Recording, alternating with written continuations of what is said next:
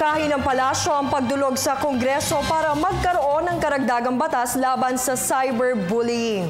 Ito ay matapos dumaing si Vice President Jejomar Binay sa ginagawa sa kanya at sa kanyang pamilya sa social media.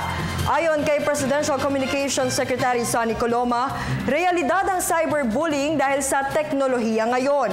Kung tutukuyin anya ng Kongreso ang kakulangan sa kasalukuyang batas, higit na mabibigyan ng proteksyon ang mga mamamayan. Tanging ang tuwirang target ng cyberbullying ang makapagsasabi kung ano ang epekto sa kanila ng mga naipapahayag sa internet. Ang cyberbullying ay bunsod ng realidad na dahil sa teknolohiya, malayang nabibigyan ng pagkakataon ng mga gumagawa nito na magpahayag ng mapanirang pangungusap at pahayag. Kung hindi sapat ang mga kasalukuyang batas, maaari itong tukuyin ng Kongreso para mabigyan ng proteksyon ng mga mamamayan.